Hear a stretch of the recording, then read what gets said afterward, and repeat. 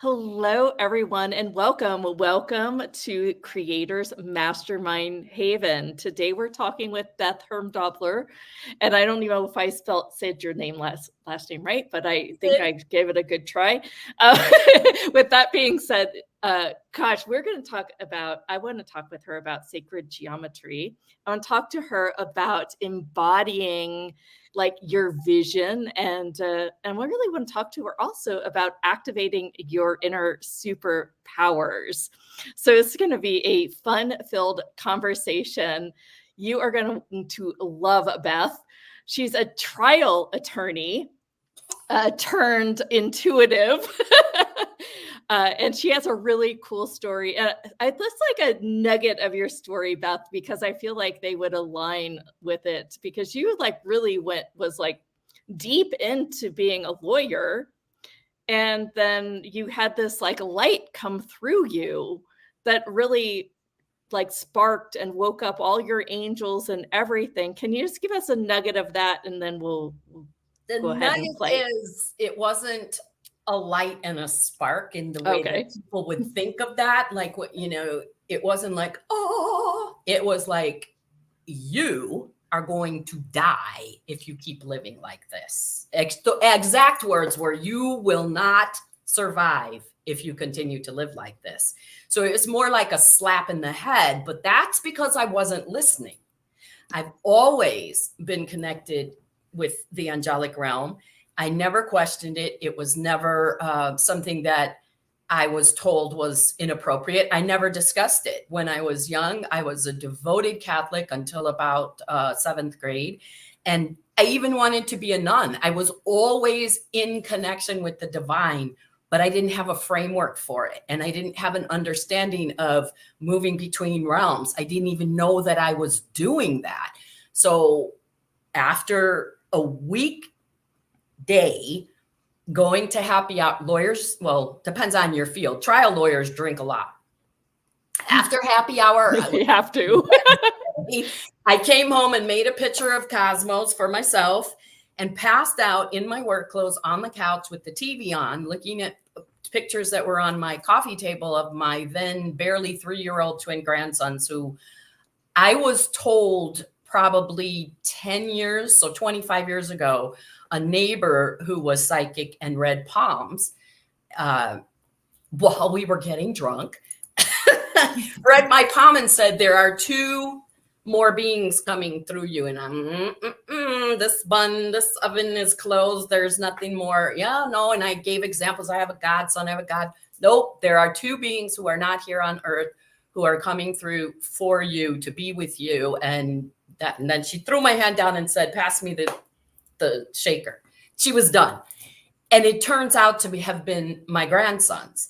So I didn't quite link it up yet until I came out here, but every night I kissed their pictures and was sad because I wasn't out here in California. I was in Chicago. And when I woke up that Thursday morning, all fuzzy and what happened, and the TV is still on, and now I got to go to work. And that's when I heard the voice, you will not survive if you continue to live like this. And from that moment forward, I began working on getting out here, because I had told their mother, my daughter, who had already been living out here for about 10 years, I told her when she was 3, 3 is a very important number, sacred geometry and all the way around, that we would live in California. And by the time this happened, when I had that experience, both my adult daughters lived here and I was still in Chicago. And I'm like, I got to change this. So that's a bit of how I moved. It was not easy. It was not graceful. It was painful. It was scary.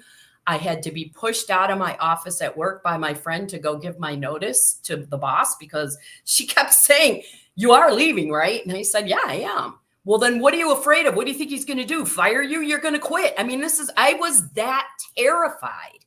So that's why when I say it wasn't exactly like the light came through me, it was this whole other experience. I don't want folks to have any kind of preconceived notion about what it looks like. It may look like something completely different than what I'm describing, or what happened to you, Jenna.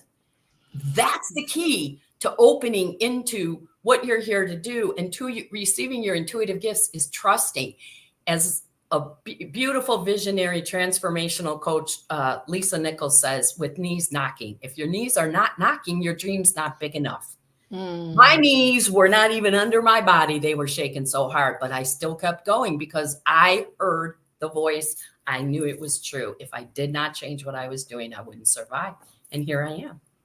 13 years. Right.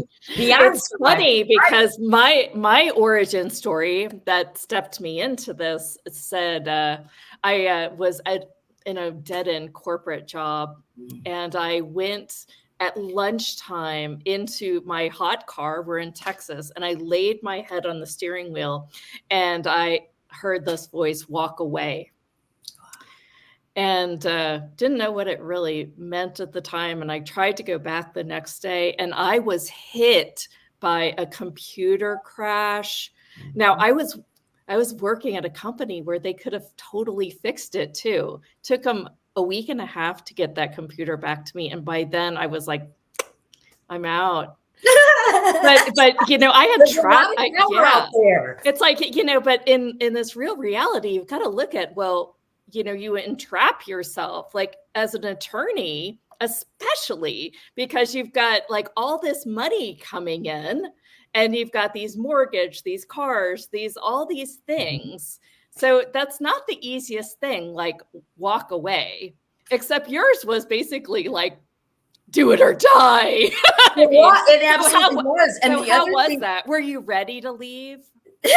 Golly. No, I mean, on top of everything, there's the programming, because in law school, they actually, the first year, more than one teacher said some version of the law is a jealous mistress. And I went to night school because I had a kid when I was 18. So in order to be able to work and deal with school and everything, I went to night school. And most of those people already had a career, a lot of corporate people, bankers, teachers, what have you, social workers. And he was saying, if you have a family and a job already, that's it. You have to be willing to give up everything else because the law is a jealous mistress. And that is like, beat into you. So when I said I was leaving, several people asked me if I was dying. You know, do you have cancer? Why are you quitting? I mean, it's just not in the fabric of the whole profession to walk away. And when I did, it was right. I moved in 2011. I began the process end of 2008 when the real estate market crashed, and I didn't have anything because all kinds of things just sort of disappeared. So the good thing was like, well, I can stay here and just keep paying this mortgage and keep being miserable, but I'm not going to have anything anyway. I might as well go ahead on and go. And so I came to California literally with nothing because I lost all the stuff that I had in that crash, sort of like your computer crash. Yeah. If you think staying here is the answer, let me show you it's not. So it was a real rough journey, but the divine rises up to meet you if you're ready. And I was ready. I was ready to see things differently and do things differently. I had planned to come out here and be a high-end personal assistant because in addition to being a lawyer, I had a bunch of side hustles over the years. I had been an event planner, a caterer, and I had also had an independent record label with some friends of mine. And I went to a high-end headhunter that Rosie O'Donnell's personal assistant turned me on to. Oh. Turns out he was only talking to me because he wanted to get to her and had lost contact with her. But he said, you know, with the way things have gone, I can't place you. No one's going to pay $25,000. Well, my jaw dropped. I'm like, personal assistants are, you know, the person who's looking for one. But I mean, if you're talking about celebrities and really rich people, they want people vetted. So, okay, no one's going to pay $25,000 for a career transplant. You better just come out here and hit the ground running with Craigslist. And I was like, I am 53 years old, Craigslist? But I said, okay, if that's what it has to be. And every time an obstacle came, I stayed firm to the commitment, to the voice that said, you got to change. And right about then, my daughter got a new job and the nanny they had wasn't working out. And she was going to have more intense hours. And she said, what would you think about taking care of the twins? And I said, I love it. well, another challenge because 4-year-old boys, I was never a stay-at-home mom. I always worked. I had 2 girls, 13 years apart. It was like herding cats every day. And then the turning point was when I was trying to run our days like a law practice. We got to go. This is what we're doing. Mhm. And this particular day, they were in my little house naked, throwing their clothes at each other, running around. I couldn't, I'd get some sock on and then the other one's off. And I was getting very frustrated. And I do not believe in corporal punishment, but I want to smack their heads together. And it is 7:15 in the morning. And I'm going to have them till like 7:30 at night. And so I said, if we don't get going, we're not going to make it. And this is to meet the neighbor to go to the park with her and her kids. We're not going to make it. Right? They're like, oh no, we're not going to go to the park now. And Quincy, who is known as the Buddha boy, was standing on the back of that couch right there, naked. He looks at me like this. While we get going, can we look in the dirt? And my head just started buzzing, but it also was like explode. And that probably is the shot of light that you're talking about. But again, it's not white light. It was a lot of action. His brother yells, I said, why? Why do you want to look in the dirt? And his brother yells from the chair, he's a dirty boy. He's always dirty. And he still is. He's very tactile. I mean, he's 15 and a half. You put him outside for a half an hour, he's coming back with dirt on him somewhere. It's just the way he is. He leans forward and says, there's treasure in the dirt. I'll show you. And my whole body vibrated and chills everywhere. And I said, if you can get ready in 2 minutes, we can do that. They were ready in 30 seconds. We were outside by the driveway, totally forgot about the neighbors. They found us. We spent an hour plus with him showing me the treasure in the dirt. Seeds, nuts, rocks, a bead, a little shiny piece of paper. What he was showing me was to be present. And he was also creating the opening for me to have a relationship, a conscious relationship with Mother Earth. I had always been a big tree person and laying on the ground. And I grew up a block and a half from the Lake Michigan in Chicago. I mean, I was always there, but again, it wasn't conscious. It's the same thing as with my connection to the angelic realm. It was always happening, but I wasn't conscious of it. So he, at 3 years old, and now he says, because I happened to be with them this morning, and he said, are you going to tell that treasure in the dirt story? I said, probably. That's the moment. That's the moment. He shakes his head and it's like, you could tell a better one. I'm like, there is no better one.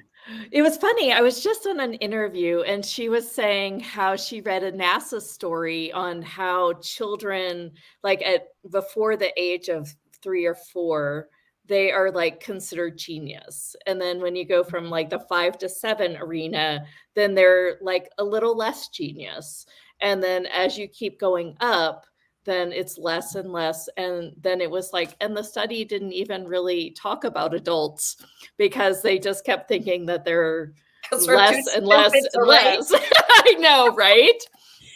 And the basic, her thought is, I think there's a lot of thoughts, right? We're born and our brains are in these like alpha states, and lower. And so we like just receive, and everything's imagination. And we play in that realm, and as a hypnotist myself, I'm like, yes, let's play in the realm of imagination and create our internal landscape so we can, boom, That's perfect. I love that. Right? Yeah. And so he was just playing with as being that imagination treasure. And I just, that's such an adorable story. And I think that that's just a beautiful bridge into this play with our guides because a lot of that could seem like our imagination, except, I think that when we've had awareness and then we have proof on the outside, then we have more agreement. Do you want to talk a little bit about that? I think the most important thing is don't let go of your imagination. Become aware of it. Because when I'm guiding people in an activation, I will say, see, sense, feel, know, or just imagine whatever it is that I'm seeing and guiding them through. Too often as adults, we let the ego, the left brain mental mind, override that imagination sense, that connected to the all that is, because it isn't something that's intellectual. It's received differently by everyone. I mean, some people really do hear. I hear in a lot of different ways. I get messages in songs. I get pitches in my ears. Sometimes I hear actual words. That's not the only way I receive. But all that was happening for a long time before I realized that that's what was going on. So some people block it completely and just shut it down and don't let whatever that otherness is, that is the truth of them, that other outwardly stuff. And other people, I mean, and there's wide ranges, right? Because a lot of people, when they express it as kids, their parents are like, stop talking about that. People are going to think you're crazy. Lorna Byrne, if you've ever heard of her, Angels in My Hair, she's an Irish woman who sees angels like in the room. I don't see them. I see them in here. I don't see them out there. And she was said in her village to be retarded because she would run out into the woods and be running around playing and laughing and talking. And they thought she was crazy, but she was talking to angels. And then as she got older, they're all lining up at her door for help. But her childhood was very challenging because no one ever told her stop doing that. They just said that's how she is. So somewhere in there is where we all are, all the way to the end of me, where I had all these experiences and never questioned them. I received them and allowed them, but I never brought them up here. I just accepted it, and that was okay. It just meant I wasn't really harnessing it or using it or even connecting with it. I was really just a receptacle because I talked to God and to the angels all the time. I still love going into a beautiful church because there's so much sacred power in there. I don't necessarily want to be there for any kind of service, but I'm a recovering Catholic, so forget about that. Although I will say this, when 9/11 happened, the first thing I did was go to the Catholic Church and pray. So that can be a good thing or not. And I'm not talking about religion. I'm saying what's embedded, the core, the idea. So if you have an idea in your head that you're not this or that, or you can't, or it's bad, you need to work on that, because trust is the key to opening to what you're here to do and what you're here to offer and support. If you didn't trust that you could use hypnosis for people's betterment, it wouldn't work because you wouldn't believe it. You wouldn't do it. Your vibration would be out of sync with the work. So I don't know if that answers your question, but that's what No, it's perfect. I guess, it's sort of, I used to have this dial in my very first book. Well, it's still there in my very first book. And it goes from and I used to use this analogy, do you believe you can swim a lap in the pool, or do you know you can? And I started to play with this word knower. And it's like, what is it that you really know here? And I know that I can take people, and as you know, that you can be the soul whisperer. That's right. Right. I think that, you just know that, when you've tapped into it. I mean, was there a time as an attorney where you just knew you were going to win a case? I mean, I think it might have been justified on facts and things like that, right? I'll tell you, here's how it worked. And this was my intuitive side dovetailing with the masculine strength that I run. And I'm talking about divine masculine. Sure. I'm much more, when I first started training, I was assessed, I was 80% masculine. And ideally you want to be 50-50. I worked really hard and shifted and got it down to 65. And the healer teacher said, you need to leave it. I was like, I've been working so hard. And she said, no, for you, that's where you need to stay. And so that was always happening while I was a lawyer. And the way more than I knew I was going to win or this was going to happen, the way my intuitive divine self expressed was for this, as an example, when I was doing a products liability case. You have to have experts to say something was wrong with the product.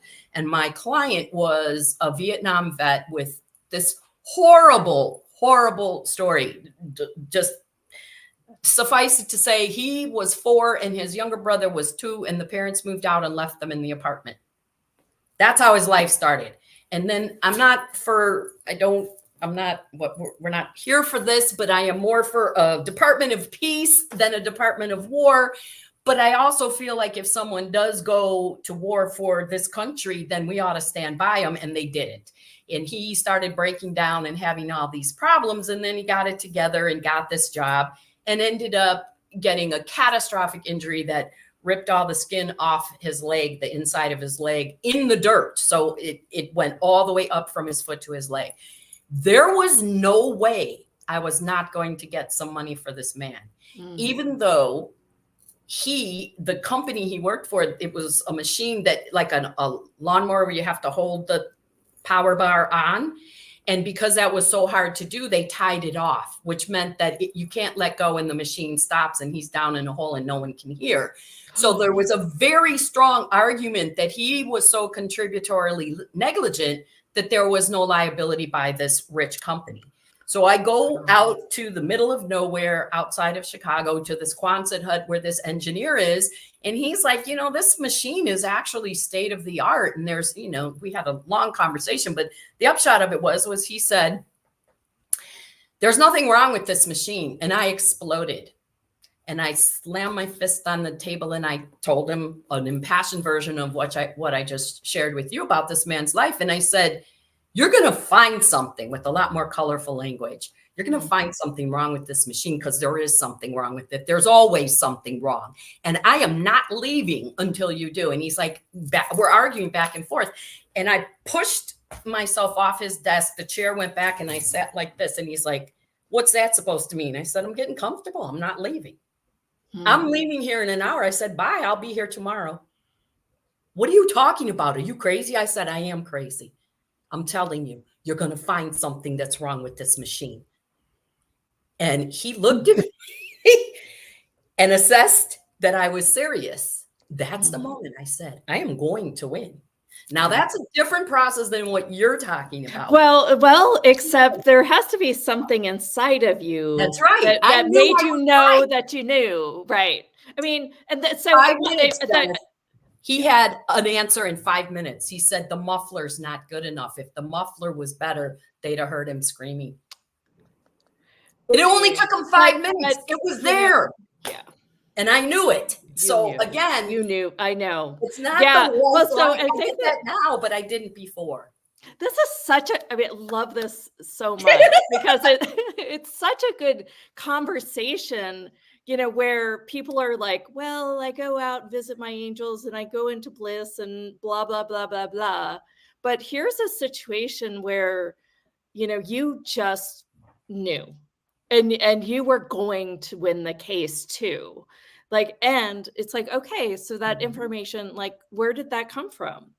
It came from frequency in general, I think, right? Yes. Yeah. That intuitive frequency. That's awesome. And everybody has this. I think that just more people have honed it and kind of transverse it. And so I was looking at your site and really wanted to talk to you about sacred geometry. So I'm going to transition over there for a second here. One of the things that, this isn't necessarily sacred geometry, but one of the things I've been noticing comes up is numbers. I'll see 111, 333, 444, those repetitive numbers all the time. Even bills sometimes will come in and have that. And I think, well, I'm just aligned, because I know that when I feel more aligned, I see it more. But I don't know enough about that, nor sacred geometry.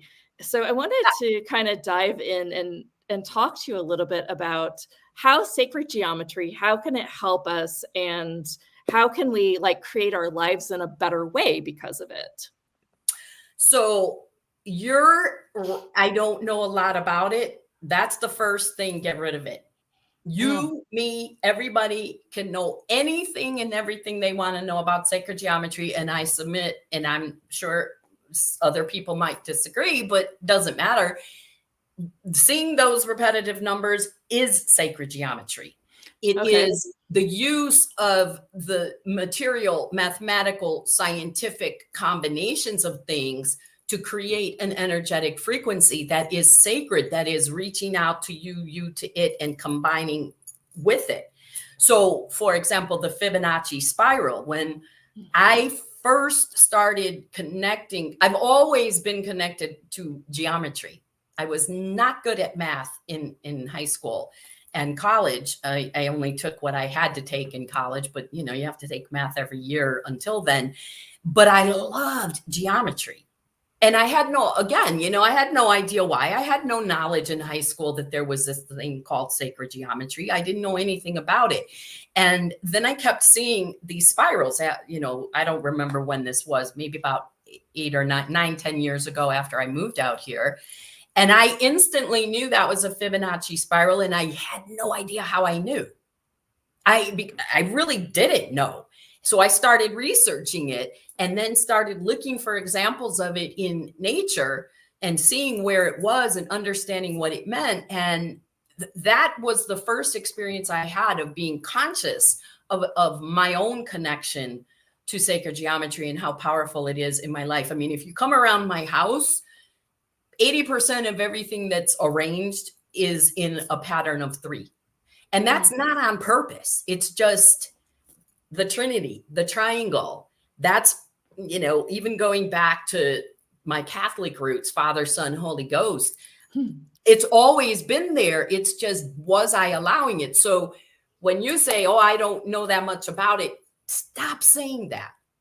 Because that, in fact, this is random, but it really struck me. I was listening to some high hertz frequency music on YouTube while I was setting up for this interview.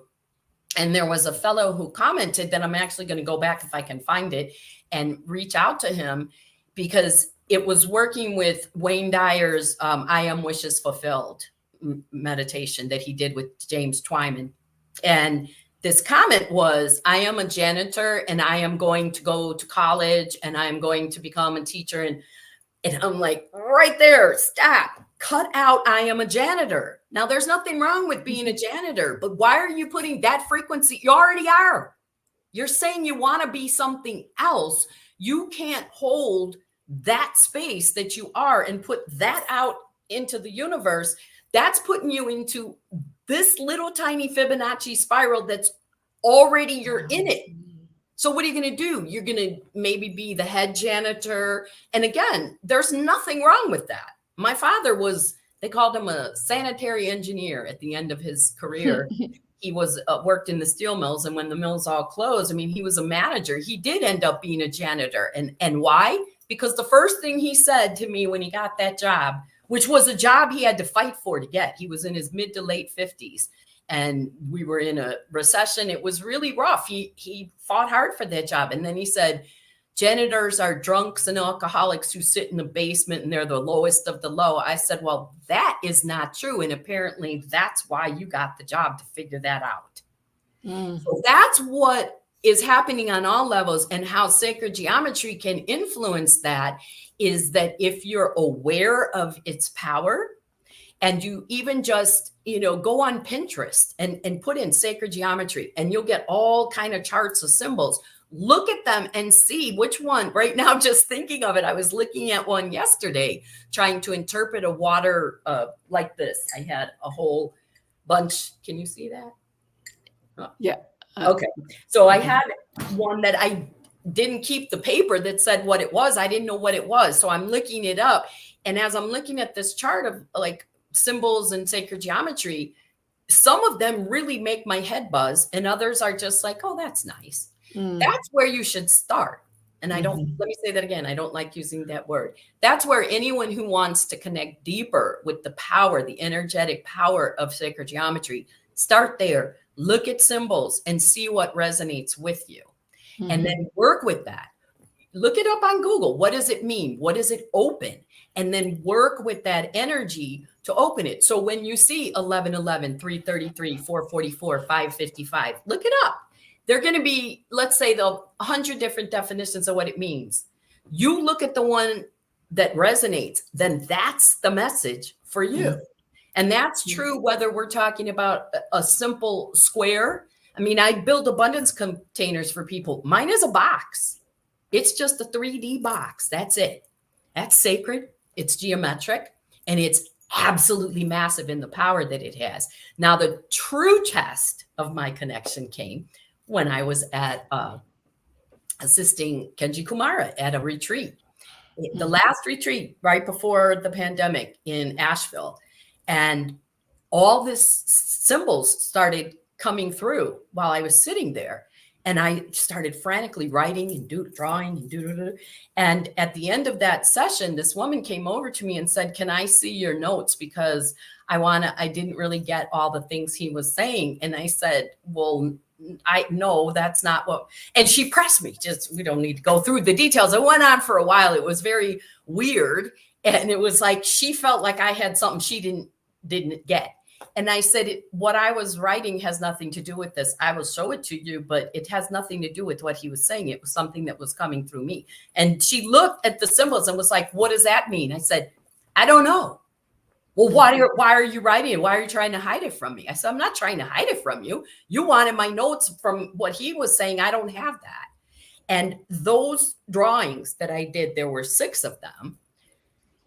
Maybe a year and a half later, I got the information, put this into a masterclass, and it's called Mastering Energetic Alchemy. Maybe it needs a new title too, through sacred geometry, because all these symbols were downloaded to me. And then over time, as I would gaze at them, more information would come through about what they can be used for and how they function. So I can feel people saying, "Well, I don't have that gift." Well, how do you know? I didn't have that gift until I let it come through, and here's somebody watching me thinking I'm doing what everyone else is doing, taking notes. But in that moment, I was allowing the space that was being held in the retreat center to open me to receive what the divine had for me, which is, you need to work with sacred geometry. And through that training, divine training, I became a master sacred geometrist. And as with everything, Kenneth, it's so much of it about trust. Yeah, I guess that it always becomes the truth. It's sort of like, if it's true for you, then you'll know it because it's light. It feels like light. That's right. One of the things that I have is circles, which might be a spiral. Like, as you were talking about, I was like, maybe this is the Fibonacci spiral. I kind of wanted to step back a minute, because you were saying that when people were saying "I am" statements, how are you kind of connecting that with the spiral? I was a little bit confused on that. I am that I am is said to be the name that God, Source, gave to Moses through the burning bush in the Bible, when he said, "How shall I call you? I am that I am." And that has the power, the infinitely expanding power of the Fibonacci spiral. So when you use an intention statement, a mantra, and you put "I am," as it can just be "I am."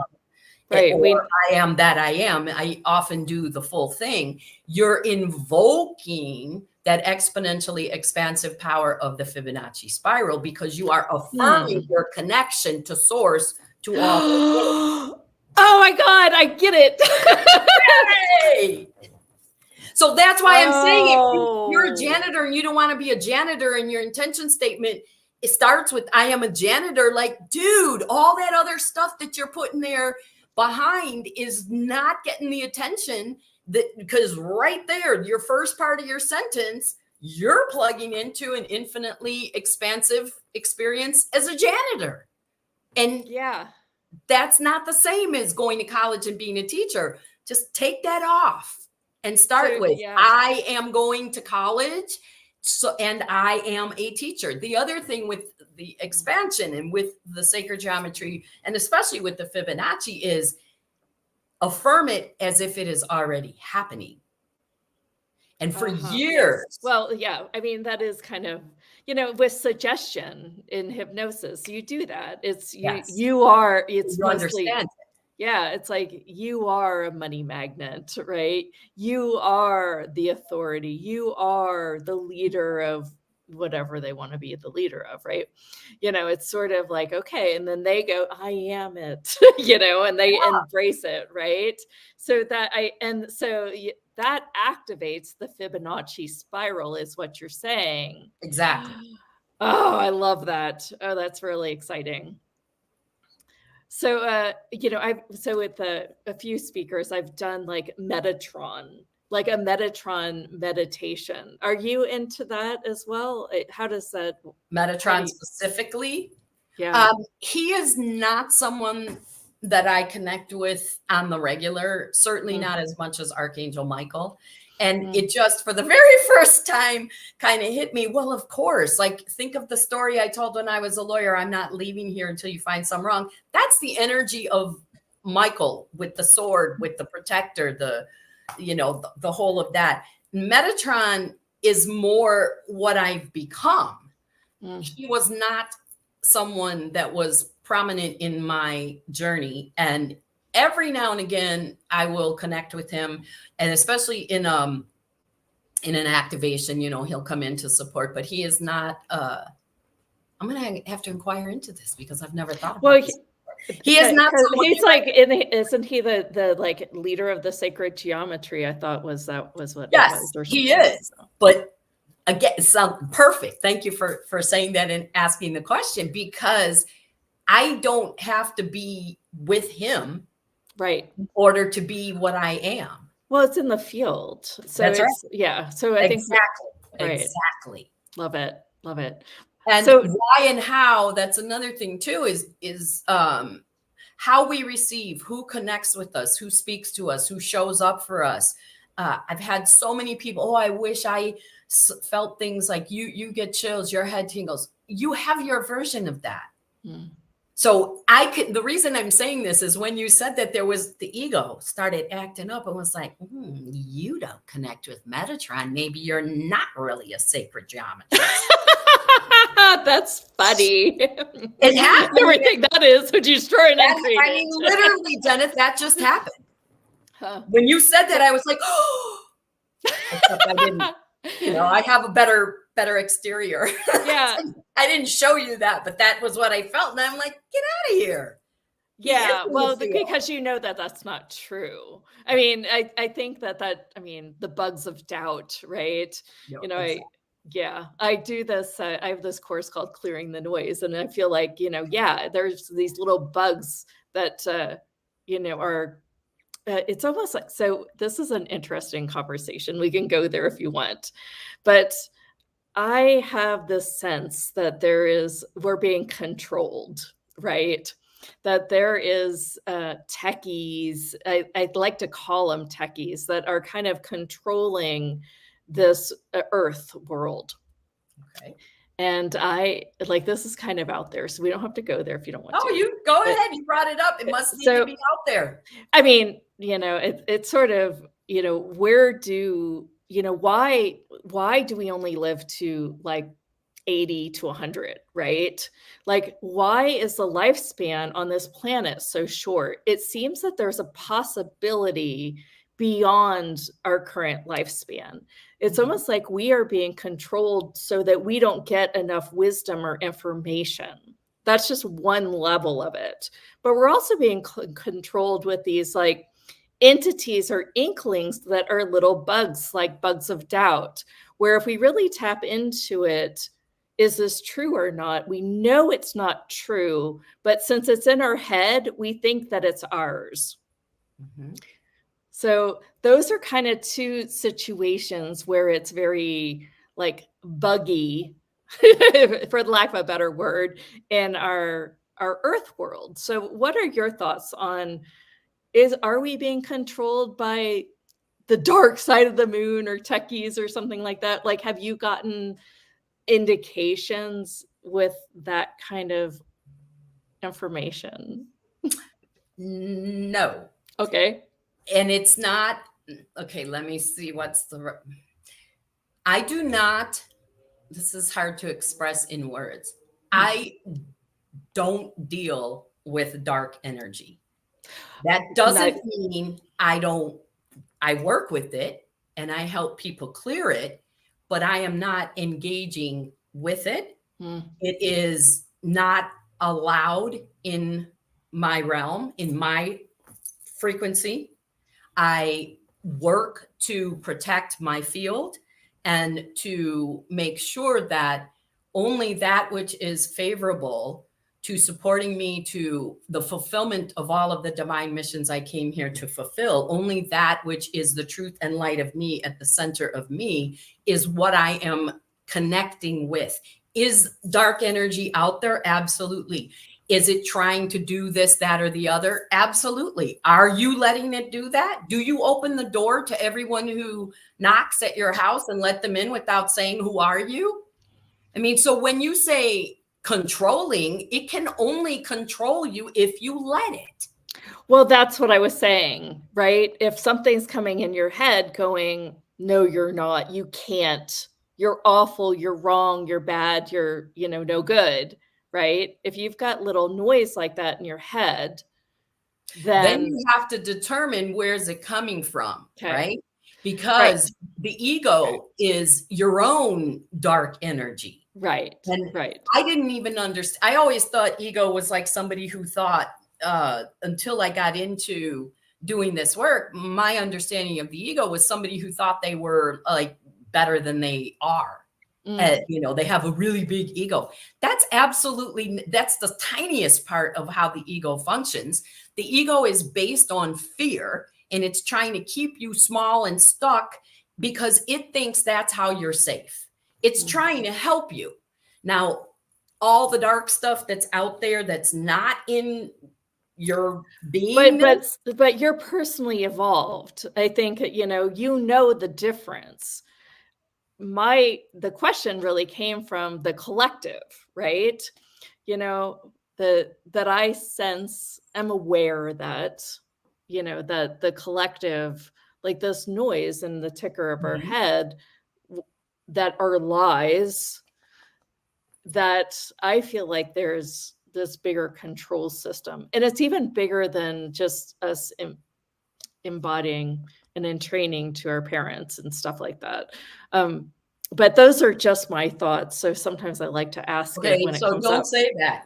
Those are just my thoughts. No, I have the experience. It's an awareness. It came through my mouth. I mean, but when you say just, it's like limiting what you said. They're just my thoughts. No, this is the truth as you experience it in the world.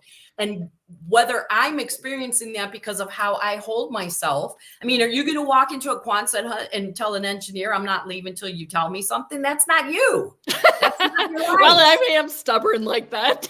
And if you were a lawyer doing what I did, you probably would do that, but that's not your path. Right. So I think the thing about dark energy, especially in these times where it's the violence and chaos and hate and othering and separation, the way that I look at it is that's the foundation of the 3D earthly realm. Opposition, duality, limiting thinking, us versus them. The whole point of the earth is to see if we can come out of that into the oneness of all that is with Mother, Father, God, source of all, the light. If we can allow ourselves to be the light, to be the love, and to know that the fear is the lie. And just using, as they do in the Course in Miracles, fear and love as the two ultimate opposite emotions, right? There's lots of gradations in between, but ultimately we're talking, are you in love or are you in fear? If you're in fear, you're opening the door to connecting with all that dark energy and entities and everything else that's out there. Now, for example, an entity might be a disembodied spirit who doesn't realize that it is dead. At that retreat that I mentioned earlier, where it's so interesting how things come up the field, where I received all this unique to me, new sacred geometry. The first day I got there, I came with a friend who I trained with in the Academy for the Intuitive Arts, and we were sitting on rocking chairs on the front porch of the retreat center, and it was dusk and was just so beautiful and peaceful, and we don't live in the same state, so we hadn't seen each other in a long time. And all of a sudden she goes, "Did you see that?" And I said, "What?" "That guy." I said, "What guy?" "He came out of the bushes and he walked over there." And I said, what did he look like? "He had a blanket around him and blah, blah, blah." And she described, I said, "Did he look like a Civil War soldier?" Because that's what she was describing. And she was like, "Yeah." I said, "Okay. Well, I didn't see him, but I believe you did." She's like, "You don't think I'm going crazy?" No.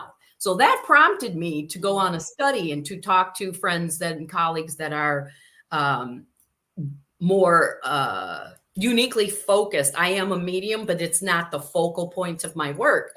And for these other people, it is. And then I started reading and doing a lot of research. And it turns out that a lot of entities are simply spirits that don't know they've died. Yeah.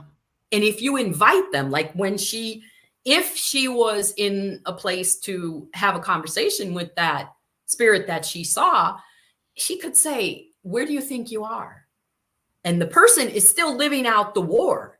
And if you can get them to turn around and see the light where all their ancestors and divine beings are waiting to receive them, because transitioning is leaving your body, crossing over is the second step.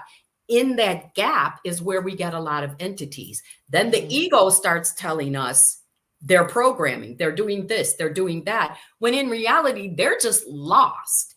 Now, there's a difference between that kind of entity and an entity that is actively malevolent and trying to harm. That's the part where I can't and won't and don't really go there because it does not serve me in my field to go down that rabbit hole. And I encourage anyone who does to be very conscious and discerning. Is it serving you to know this, to have that connection, to focus on that? Because what you put your attention on, we know this, spiritual physics, you get more of that. I don't care if there are dark energies out there that are programming us. If I'm focusing on that, then I'm opening my field to a connection with that dark energy. Am I suggesting we look away and it's not happening? Absolutely not. I shield and ground to protect myself several times a day if things are rough. I do my house. I set pillars of light. I'm always protecting myself. If there was nothing out there in the collective that was negative, if there was no negative, I wouldn't need to protect myself. See, and I don't feel like I need to protect myself. I'm like, I am, and I know what I am. So I kind of am like, okay, well, that's interesting information. Thank you very much. And the reason for the protection is because the frequency of the collective is very strong. And scientifically, it has been measured that the average energetic frequency, and this is not woo-woo, this is science, of each person's field is 20 feet around. So every time, like right now, my your aura, I just heard him walk across the floor. Our frequencies are connecting because my ceiling is not 20 feet above my head. Well, technically, I mean, if you go out, I mean, it's like, where are the edges of you? It's way beyond that. It is way I mean, and that's why I specifically said that's science. They're just measuring what the body is radiating, and that's it. But even with that measurement, you can see that your field is crossing, and this doesn't have to do with bad energy. Your energy is great. I don't want to be in your energy, and you don't need to be in mine either. That's part of the protection. It's not I'm going to be attacked. It's Like that I want to keep my energy clean. And I want to be sitting in my energy, and I don't want my energy coming out there and throwing itself all over you. So let me just yeah, I'll leave this interview going, oh, that was miserable. I mean, But, yeah, I love that. That's so beautiful. there's someone once said, a friend once said during it was a group lunch. It was actually a spiritual meeting, so it's interesting how we all function even when we are in our spiritual best. And that two people started fussing over the check and how to divide it up. Woman had said we could do it this way, and someone else snatched the bill and said, that's not the way, that's stupid, blah, blah, blah. And the person who had the bill snatched from her, instead of reacting like you're so rude or whatever, she just smiled and said, there are many different views to the canyon. Go ahead, do it your way. She didn't say, I'm right, you're wrong. She said, there are many different views. And that's what the answer to all this is. There are many different views to the expression and experience of life in this 3D earthly realm. Which one do you choose? Mm-hmm. And make sure it's a high choice, and then surround yourself, whether it's sacred geometry, high hertz frequency music, people, your time with your team, your divine team. Make sure that it's focused and centered in the truth and light of the experience that you seek to have, not I am a janitor. Right. Unless that's what you want more of. Too, right. Unless you actually want to become that super janitor. I'm going to change the world with my cleanliness. And here's the thing though. We're laughing and it's funny. There's a guy at the Mayo Clinic who is a janitor, but when he's done with his shift, he goes to the pediatric oncology ward and reads books and talks to the kids who are by themselves, whether that's because they actually are alone in the world or their people just can't be there right at that moment, doesn't matter. He is spending time with these kids, giving them comfort and confidence and love that things are going to be okay. And when families do come in and they say, who are you? And, he says, I'm part of the medical staff. If you ask the nurses and the doctors on the floor, they're going to say he's part of the medical staff and he is the janitor, but he is doing his purpose work. And I'm getting full body chills. I just got something. I just have to say it. When you said that about the Mayo Clinic, the thing that came in was the janitor on Scrubs, that TV series. I don't know if you watched it. I've seen it, but I don't know. They kind of allude to maybe he's a guide for one of the doctors there. And and it was just like, and then there was another one with Matthew Perry that, the janitor was like, took him into another dimension where he became 17 again or something like that. So, it's like, oh, the janitors, maybe they're the spiritual guides anyway. Well, and it's interesting. I don't know that I can make it translate, but it is the sacred geometry frequency is available in repetitive motion. What is a janitor doing when they're vacuuming, sweeping, washing, scrubbing, waxing floors and all that? If you're going like this, dusting, wiping, that's a Fibonacci spiral. Mm-hmm. So that's kind of the Karate Kid, wax on, wax off. That's right.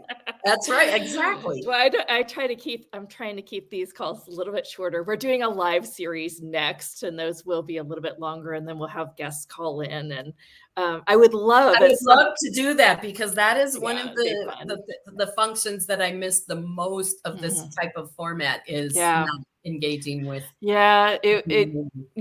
was what the vision opened first, and now the vision is like now weekly long live calls where we can play with the audience. So that I just follow the energy legit in my business. I mean, it's just, and everyone who's listening, watching, follow her, because what she just said is how you get from here to there. Follow the flow and trust it, even when it doesn't make sense. Oh, it never makes sense. and it's almost like chaos in a way, and I'll like wake up and be like, oh, I got to do this. I mean, it's just like something new, something to add. Okay, thanks for putting that in there. Okay, appreciate it. Well, you have a small offer for us today about activating our inner superpowers.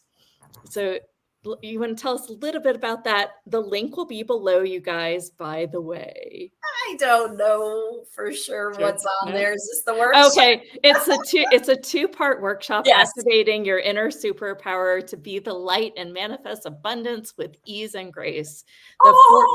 Yes, it is a wonderful experience. And what I have come to learn from my listening is that if people are willing to receive the teaching, the intellectual, the idea aspect of things, it helps to soothe the left brain ego so that then the work from the divine feminine, from the right brain, can come in without that obstruction, because the ego is kind of bemused, like, oh, this is happening, that's happening. So when I say we, it's me and the team, we create scenarios where people can be uplifted into that which is calling to them. So we do the teaching.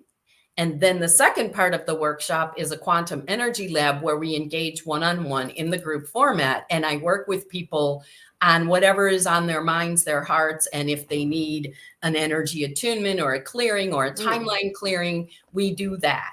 So that's the reason for the two-part workshop. Is you've got to keep things in balance if you want harmony and flow. So we can't just always deal with the woo-woo side. We have to you need your intellectual brain. We couldn't function as human beings if we didn't have it, but we need it to understand it's the servant.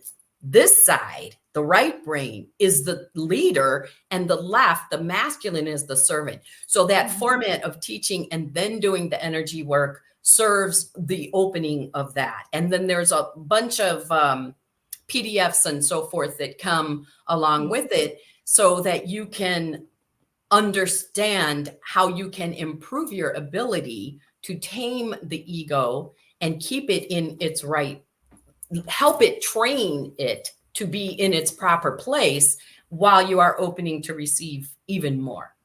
And the small example of this is when I first started doing this as a business, I was doing strictly angel readings with cards, and I'd get messages that would be spontaneous downloads, not just the cards, but that was what I did.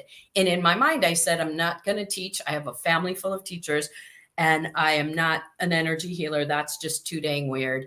And so I started out for a year or so from that perspective. And I went to a regular networking event with a friend, not any kind of spiritual type of thing. And I happened to be talking to this guy who was probably in his 40s. And I was hiding behind the term life coach, because that was as neutral, as normal, as 3D world as you could get doing what I do. And this dude probably was the only one in the room who he said, what is that? Now, was that him or was that them? I believe it was them, because if you think about, everybody knows what a coach is. And if you put life in front of coach, it's like, I'm not a baseball coach, I'm a life coach. But he didn't get it. Why? Because I needed to be busted out. You're hiding behind something that isn't even considered normal to regular people. So stop it. And I just laughed. And then when I told him what I actually do and what it is, he started laughing. He's like, oh, you're that woo-woo kind of person. My wife is all into that. You should have just said that, because I would have understood that. Thank you. So that's why we have to feed both sides. So we do the woo-woo stuff, but we give the intellectual, like the conversation we had about dark and this and that, could spark someone to go do some research. I mean, that's one of the most benefits of the internet, is you can find out anything without ever moving out of your chair. So that's the whole point of the offering, is helping you get from where you are to where you want to be, opening those doors and those windows and those pathways to assist you in, how is it, what can I do daily to support myself to move out of where I am to where I want to be? That's the work that I'm offering in That's beautiful. Thank you. You're welcome. You guys, just want to let you know that we do have the VIP, and it's like for life. I mean, for however long the Creator Mastermind Haven runs. So you'll always get the downloads for the audios, and you'll be a part of this. And I just want to remind you about that. That link's below, so you can get more information on that. If you're not a VIP, I want to remind you to hop in the Facebook group. And last reminder is 10 of these calls have hidden Easter eggs in them. And if you get all 10 words and you can make a sentence out of them, send it to us. My agency, it's called Hot Hustle, is going to give you 3 hours of free work. So that's a part of it. And there's a bunch of other digital offers, and some of our guests have chimed in and gave some freebies for that so that you won't get regularly.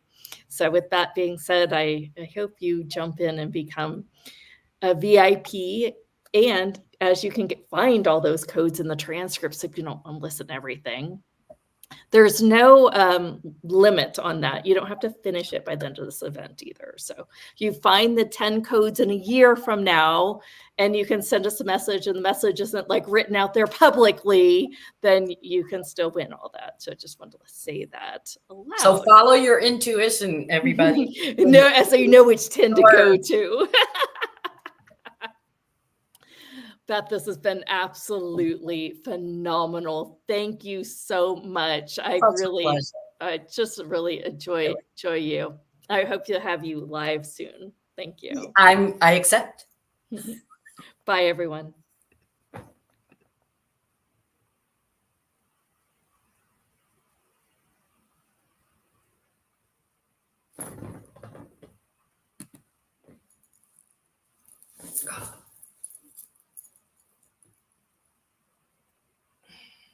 Sorry about that. I didn't mean to run from you. I was just going to wait another second or so, and then I'm like, I think she's coming back. Yeah, I was like, I usually like to end the stream and then, hi, I didn't end the stream. I'm ending.